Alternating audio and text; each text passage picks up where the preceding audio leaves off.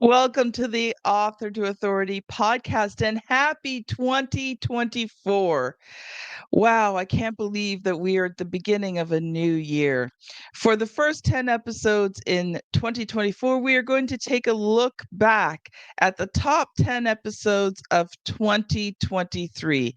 These were high value, high impact episodes that I really felt needed to be replayed and reshared.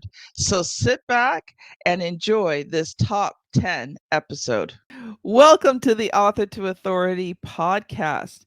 And if you have ever wondered how you can turn your podcast into a 6+ figure business, well, today's episode is for you.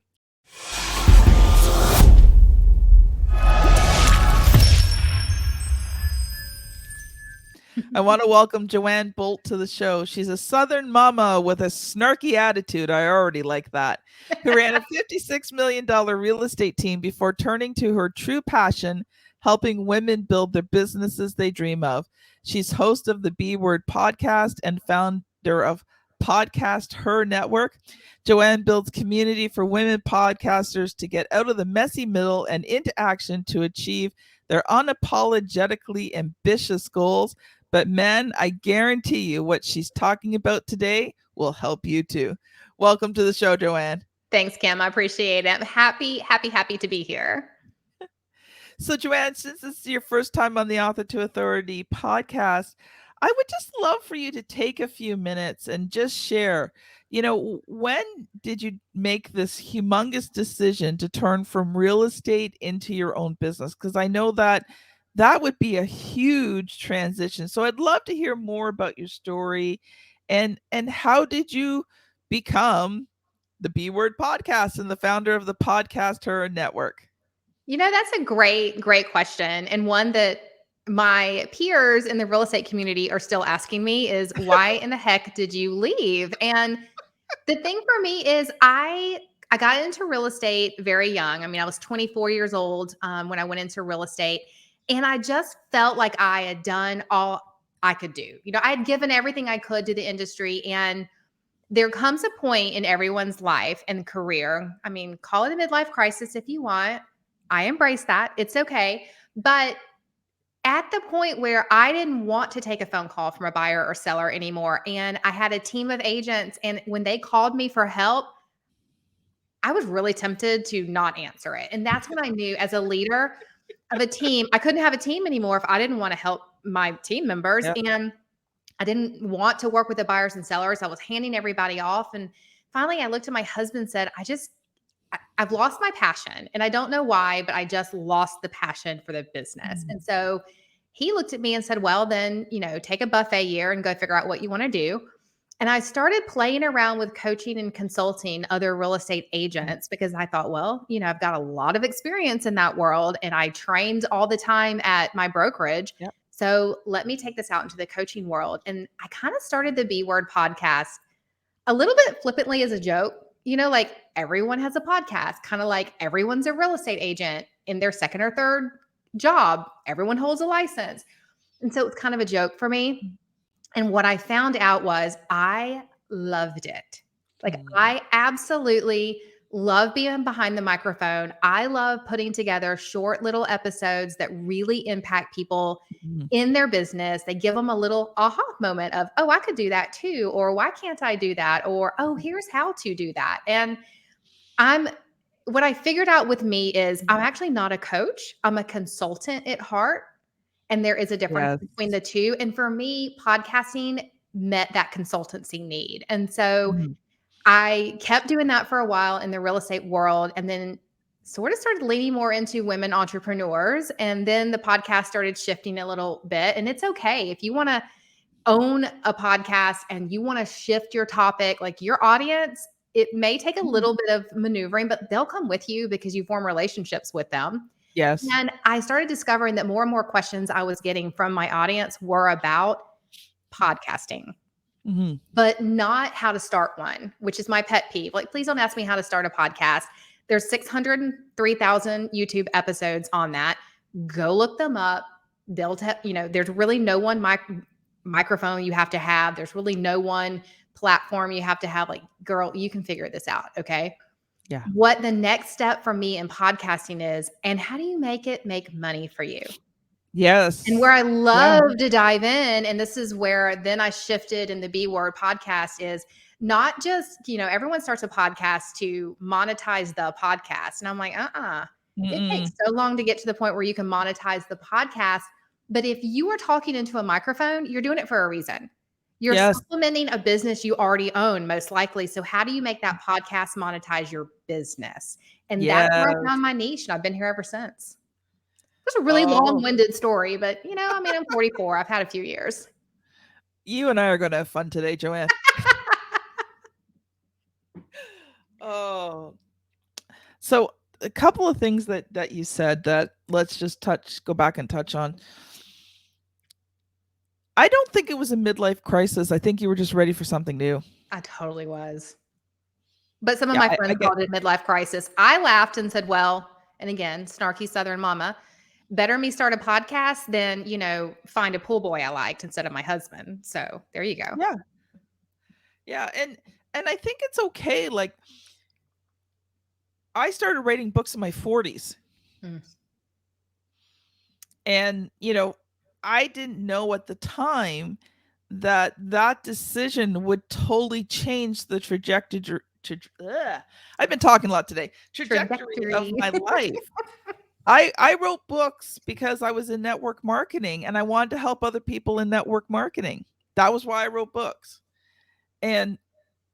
But not realizing how things would change. And then all of a sudden in 2015, very expensive year, son getting married, driving 2 cars by faith. I don't know if you've ever driven a car by faith, I but have not.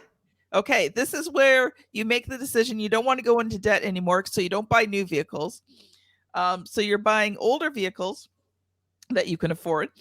But eventually they get to the point where they're not fixable anymore. Oh. But you still don't have quite enough money to buy the next vehicle. So you're on faith that it's going to get you one more day?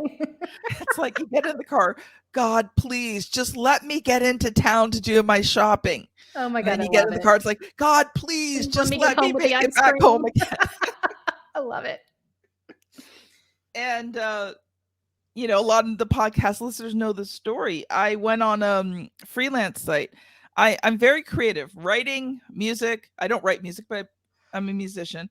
Very craftsy, but I am not artsy. Like, do not ask me to draw you anything, and don't ask me to put colors together because you would not enjoy the result. So, I'm on a freelance site getting some design work done. God thought, why don't you check out writing jobs? I looked at the writing jobs. I couldn't believe what people were paying. And because I was already an established author, I had written books, they had good reviews. I started getting jobs writing books, becoming book ghostwriter. Within a year, because I had done everything for all my own books, within a year, I started a publishing company. Like, I did not know back in 2011 that writing those books would totally change. But when I started the publishing company, it was like all of a sudden everything in my life clicked. Yeah. It's what I had been looking for my Isn't that entire life. fantastic when that happens? Like that, it's like the magic got sprinkled in. And I was in my 40s. I'm now in my 50s, right? Girl, I'm here for it. I'm so here for it. So I think, if whether male or female, if you're in that, sort of midlife stage, I don't think it's a crisis. I think you're just being called to something bigger and better, and why fight it? Well, and I also look at it and say there's so many other options now than were available when I, was in my 30s or came out of college. Yeah. And I mean, heck, podcasting was not a thing back then. Had it been, maybe I would have gone into it. But, Okay. I mean, At that age, I didn't even have a cell phone. There weren't even cell phones. No, I can remember the first cell phone that you plugged into the cigarette lighter in the car. Yes. Like it was in a bag, like a Yes. yeah. Yeah. So, yeah. Oh yeah. But I should have always known that this is something I would want to do, because the minute that books became audible, like I would listen to books in cars instead of music half the time. And so for me, when I discovered the world of podcasts, and it wasn't just NPR news, it was people talking about their day or, telling me true crime. Love a good true crime podcast. I was hooked. I became a junkie. And then when I discovered business podcasts and how you could teach, train, and educate through them, I was like, oh my God.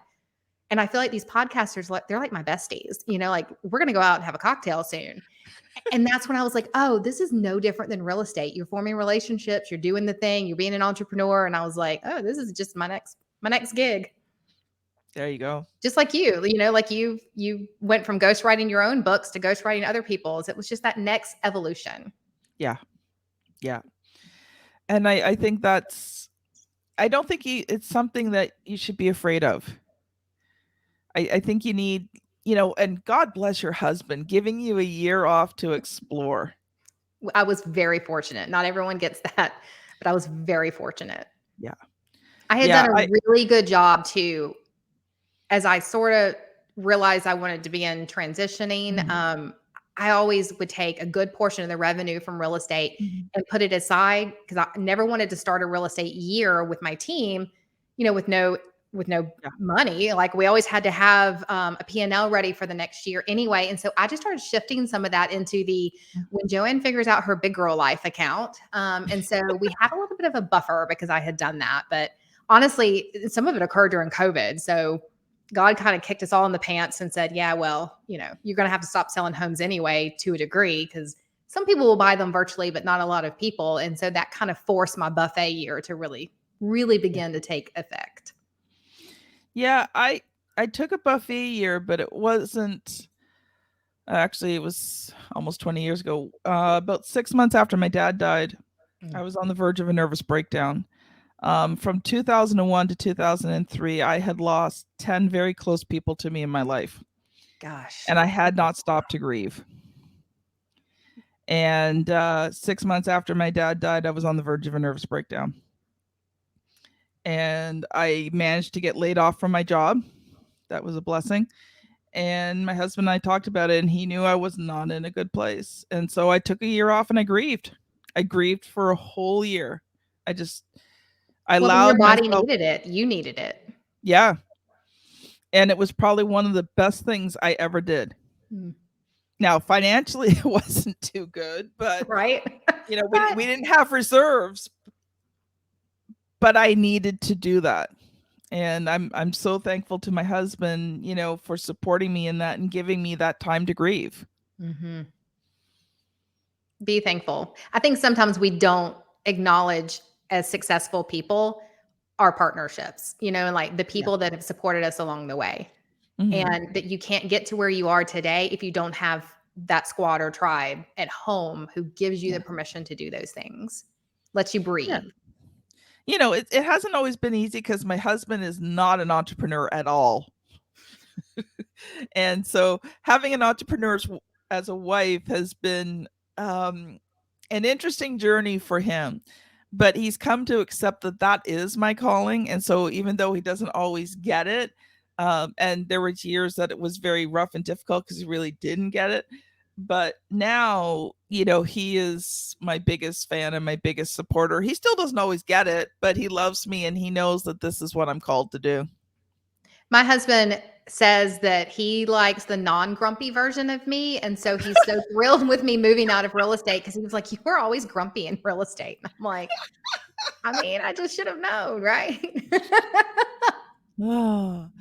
So we're going to shift gears here because I know you've come prepared to talk about how to create, a six-figure business from your podcast. So I want to give you lots of time to share what you've prepared for the audience today.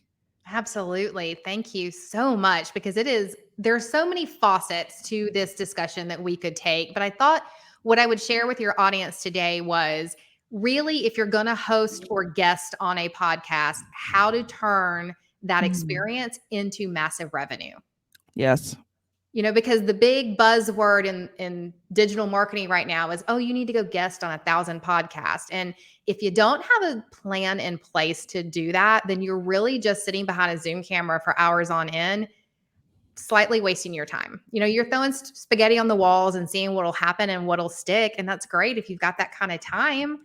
I don't, No. And so if you don't have a strategy behind it, you're wasting your time. So here is my strategy. You can all remember this with the word profit because heck, Like it. don't we all want to make a profit? Yes. And I am a very visual person, and I like to do a lot of, I put words to things so I can remember them. It's how I got through school. I've done this since I was like 5. But the word profit is what I use every single time I go into an episode. And honestly, I do it whether I am hosting my own on the B Word Yes. podcast or guesting on someone else's. And so I'm going to use some of those examples a lot throughout, this little experience for you guys today. But P in profit stands for purpose. Yes. I get it. It sounds obvious. Everyone just kind of mentally sat back and went, duh. But you'd be shocked at how many people will go on a podcast just to be on the podcast. They have no purpose and no plan in place. So if you're going to do this, know what in the heck you're going to do it for. Are you a coach? Are you trying to sell a masterclass? Are you about to launch a book?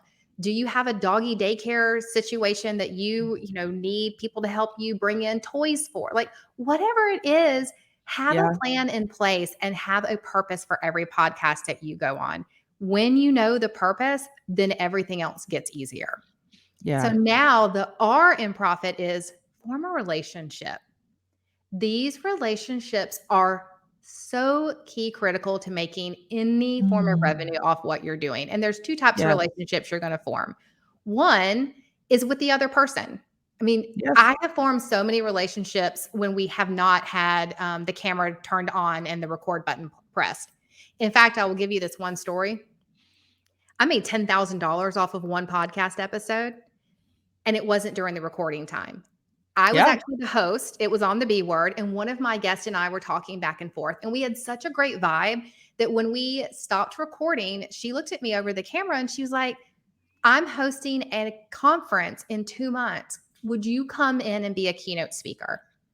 I said, sure. What's the date? How do I get there? And so I went in, she paid me to speak. And from the stage, I picked up 3 or 4 more, coaching consulting clients. I launched a network. I did so many other things that when I sat back and looked, it didn't even happen on the piece of the episode that would have ever aired. But I ultimately made $10,000. Why? Because I formed a relationship with my guest. And there are instances over and over and over again I could give you where the collaboration that happens between the guest and the host ends up making way more revenue than an episode ever could by having a sponsored ad. So form those relationships. And the next piece is to respect that relationship. The second relationship we're going to talk about is between you and the audience. Yes. Be clear, guys. You're not on this podcast listening for me today. You're for Kim, right? You have already formed a relationship as the audience member with the host. That's why you keep coming back time and time again. So when you respect that relationship and you treat it as such, you as the guest will inadvertently form a relationship with the host's audience as well. And that brings them into your world, which is what you want to be doing. All right. Third O, profit, is have an offer. You don't have to sales pitch every single person, but you should have an offer or something you're giving away or a way to bring their audience in. And you should offer it in the middle of the episode. So you notice, like, we had a great intro. We talked, we chatted. Now I'm into what I'm talking about, and I'm giving you the offer right now. If you want to go to joannebolt.com/profit, you can download my entire outline of this. That's what you as a guest should do every single time. But go back to the purpose, the P in profit, of what you're there to do. If you're there to promote your book launch, then your offer shouldn't be a just go sign up for my newsletter.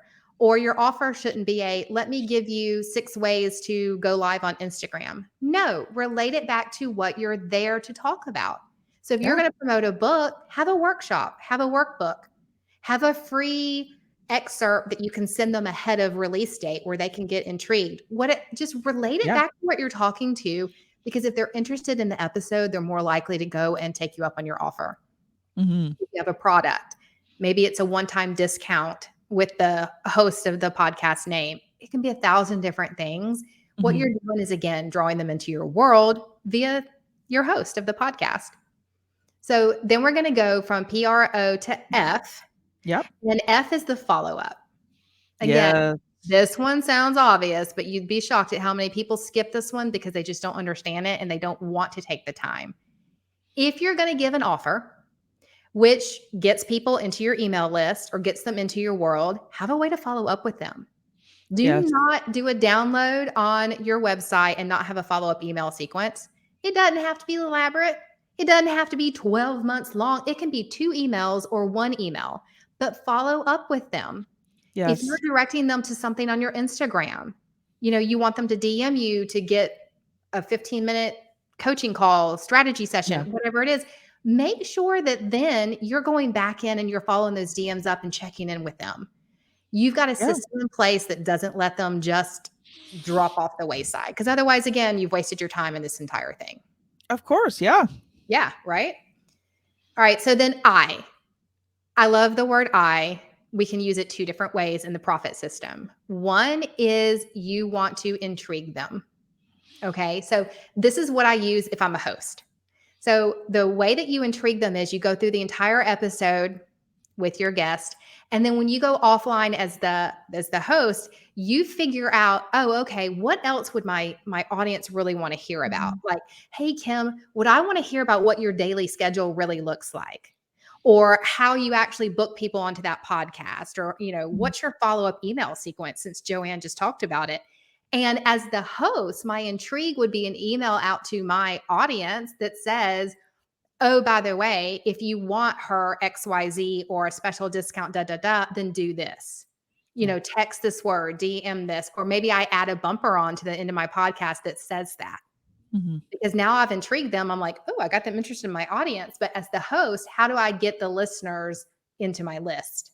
Okay, well, I can add a bumper onto the end of the podcast and offer a little bit of extra information.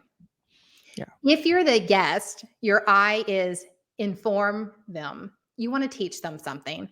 Yes. Podcast listeners come with curiosity. They do. They come to learn about Mhm. someone, about something, how to do something. It's like an audio Pinterest for them. And so give them that information, teach them a little bit of something. So Yes. that's how you look at I from the guesting or the hosting standpoint. And then lastly, T. Tell them what you want them to do. It's called a Yes. call to action for a reason. Please, as the host or the guest, say, don't forget, if you want your offer, go to, or I am on Instagram. Hey, come DM me on Instagram. My handle is at It's Joanne Bolt. I am happy to have a further discussion with you. What I don't Yeah. want to see people do, and this is where you lose people on being able to make money off profit or podcasting, is let me list every social platform you could possibly find me on. No. Yeah. Now, you and I both know we Yep. play on all the platforms, but where do we play the most? Where do we really want people to be? Do you want a review of your podcast on Apple, or do you want it on Good Pods? Like, tell them what to do. People will Mhm. listen and help you out, but you got to be specific and only give them one or Yeah. 2 things. Please don't give them a lot. Yeah. And if you will Exactly. follow that profit outline, whether you're guesting or hosting almost every time, you'll grow your email list, you'll sell your products, you'll sell your launches, you will actually start to generate money for your business with a microphone. Wow. Wow. I love it. I love it. Love it. Love it. It's so simple and yet so hard. Well, the thing is that sometimes the offer and the follow-up is where I think people get bogged down the most because, then you're getting into autoresponders, email systems, you have to have Yep. something. I have a very high ticket offer. I'm a full-scale publisher. So, the last year or two I've been putting things in place, and actually this summer I finally found the right people to work with. I'm putting together something completely different that I will now have something to offer because I really didn't with the high ticket. I just didn't really have those things. So I've been working on it and I've found the right people to work with. So now, hopefully, September audience, there'll There be you go. something new for you guys. And I'm excited about it. But I think, one of the areas that people can really focus in on is the relationships. Absolutely. Because you know what? That doesn't cost any money. Nope. And um, one of the amazing things this last year when I got more consistent with the podcast because I hadn't been over the last few years. And being on Podmatch is the quality of the people that I've been interviewing. And Mm-hmm. these people that I've been kind of praying about, like, God, I need to connect with these people. I have found them all through Podmatch and having them on the show and developing that relationship with them and then moving forward from there. And I think it's an amazing thing. You can build a business through relationships. 100%. I mean, even when I sold real estate, we'd sell 56 million a year. We never cold called. We never door knocked. We didn't do any of those smeezy, smarmy, in my opinion, ways of getting clients. We just formed relationships. That's Yeah. it. That's all we ever did. Yeah. And here's something else, and this was one of the reasons why I started a podcast, because one of my clients was very heavily into podcasting and he did podcast coaching. And so he helped me set up the Author to Authority podcast. But one of the discussions we had was, monetization. And he's like, Kim, you'll be years before you can monetize your audience. Yeah. I'm like, okay, like that's not very why do I want to do this? But, then he started having a discussion with me about the guests on the show and the relationships that you develop. And if you Yes. design the show properly, your guests become potential clients for you. Every And time. yeah. And so that's what I did. So I have not made a single cent from the audience that I have on the show. Nope. But I have made money from the relationships I've developed with the guests on the show. Absolutely. And that's really, we talked about that's where the magic kind of comes in. That's when that mindset shift occurs of someone with a podcast that I don't have to have a million downloads per episode. Yeah. I don't have to be the biggest kid on the block. I just have to be strategic with what I'm doing and my former Mhm. relationships with my guest or other host. Or, if you have a big ticket offer, maybe every time your offer is a way to get them onto your email list. Why? Yeah. Because when you release that big ticket offer and you're sending something out to your email list, guarantee you're going to sell it. So it's not that you're going to make something off every episode. It may be every 6 months, but you're teeing up, you're turning up the waters to get it ready. And those people have fallen in love with you over the sound waves or over watching it streamed live on LinkedIn. And when you're ready to sell something, they are like raising their hands. They're like, oh my God, I already feel like you're my bestie. Now can we work together? I mean, this is so amazing. That's, to me, so much better than social media, because your social media friends, you put something up on an Instagram story, and I love me some IG or a post, and it's there for like a hot second. But someone finds you through my podcast, if you're a guest, or me through yours, they're likely to go to my podcast and binge like 8 or 9 episodes. Well, Yeah. now we have really deepened that relationship. And so your podcast is just more evergreen marketing tool for you. Mm, yeah. And I think something that, people do need to realize is that, podcasting is a long-term marketing plan. Mm-hmm. It's not a short-term, you know, get rich quick, become famous quickly thing. Yeah, You've it's got to not going be to in go it. viral. Yeah, you've got to be in it for the long haul and be able to do what it takes to, build that audience over time if that is your main goal. But that's going to take a long time to do because you've got to build up enough audience to gain momentum so that they're out there promoting you. Absolutely. And that's when you hit momentum. But that doesn't happen when you've got 10, 20, 30, 40, 100 listeners. That starts to happen when you've got thousands of listeners. Yeah. But even if you've got that podcast, it's got 100 or less per episode, if Mhm. you're just very intentional with what you're doing, you can Yes. make it super effective. My friend Oh, of Brittany course. Hodak wrote a book called, oh my gosh, why am I like creating super fans? It's up on Yes. my shelf, creating super fans. And she started a podcast to go along with her book. And she really struggled for a while. She was like, Joanne, I'm just spending so much time on the podcast and I don't think anyone's listening. And then I laughed and I was like, well, Brittany, what is your main goal here? And she was Mhm. like, I want to be on, I want to go, and I want to teach my creating super fans method. I want to be on stages. I want to be in the corporate offices. And I was like, so it's not selling the book. She was like, no. I said, great. How many stage opportunities have you booked? Probably because people heard about you. Maybe they read the book. Maybe someone recommended you, but oh my gosh, you're a keynote speaker. They went and listened to 4 episodes of Yeah. that podcast to hear your tone and your tonality and the way you present yourself. Did you get booked off your podcast? And she was like, I never thought about it that way. And I'm like, yeah. Mm. So she went back. She came back to me a couple of weeks later and she's like, I think I booked 3 or 4 off the podcast. I'm like, yeah, girl, it doesn't matter if you only have 20 people listening, if they're the right 20. Yeah. Because it only takes the one right person to listen to it. Yep. And then it snowballs. Yeah. Love Now, it. Love it. to be clear, I would love to be Jenna Kutcher and have 1 million people download every episode that I do. Sure, it would make my life probably a little bit easier, but Well, yeah. okay. One day. But I think it's about being realistic. Yeah. In terms, if you're considering starting a podcast, count the cost ahead of time. Understand what the process is going to look like and figure out, is this something that you can do? Because you can't just put up 10 episodes. No. We're going to be celebrating now. Okay, I have to admit, haven't been consistent in the last few years in getting it out. Now, 2023, I have been consistent all of 2023 so far. That's been my goal for the years, to be consistent. Congrats. So, but in the years gone by, I can't say that I've been consistent. But we're coming up to 400 episodes in August. So, girl, you're an OG. You're good. Actually, listeners, this will have already have happened because this episode's going live in September. So you will have already have heard the 400th episode because we're recording it before August. I always got to think that one through.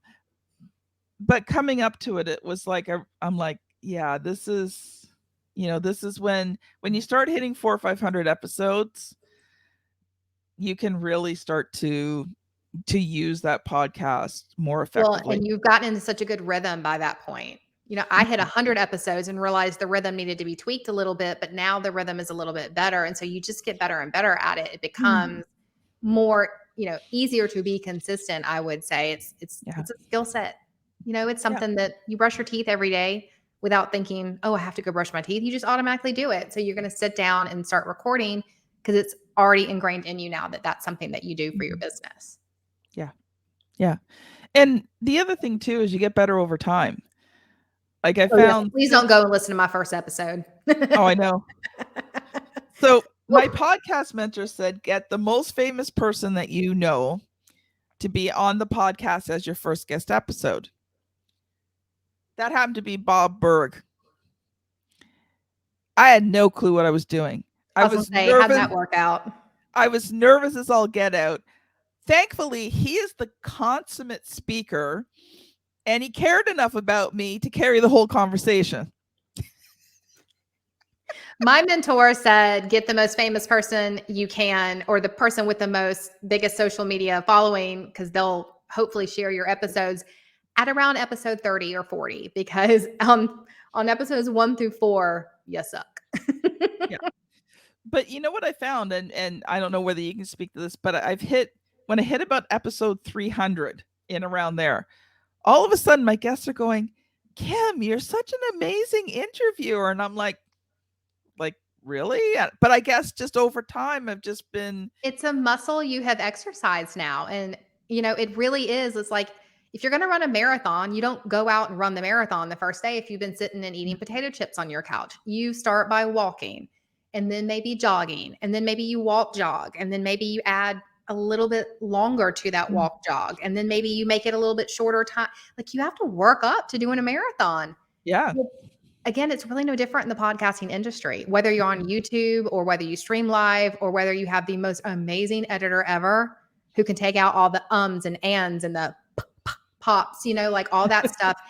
It's a skill set and it's a muscle that just gets easier and easier over time. Yeah. And because now you've done so many interviews, you sort of know what to expect, and you get to be an amazing host because of the experience. Yeah. Yeah. And you are, by the way. Oh, thank you. You're welcome. Well, we are out of time, Joanne. So what I would love for you to do is share one final thought You already talked to the audience about how they connect with you, but if you can do that again and share your freebie again, that would be awesome. Absolutely. So it doesn't really matter if you have a podcast. If you're No. going to guest on them to sell your product, your services, or whatever, you need a system and strategy. So Joanne Bolt, that's my name, .com/profit. You can go and you can download a PDF. I explain the whole thing for you, and I'm happy to have you in my world. Otherwise, if you are running a podcast, my other biggest thing, I'm a community builder because it's kind of lonely behind the microphone. And so I have started a network called Podcast Her Network. It's for the girls. Sorry, guys. It's a girls only club. And every single month, I'm bringing in big time people to teach you how to actually monetize, how to actually run your business. And then I have a Q&A, and there's portals full of videos, hours of stuff, all the information that I had to dig through and figure out when I started my podcast. I am just going to lay it all out for you right there. Yeah. Awesome. Thank you so much. You're This has welcome. been Kim Thompson-Pinder and Joanne Bolt on the Author to Authority podcast. Thank you so much for listening, and we'll see you on the very next episode. Bye, Bye guys. now.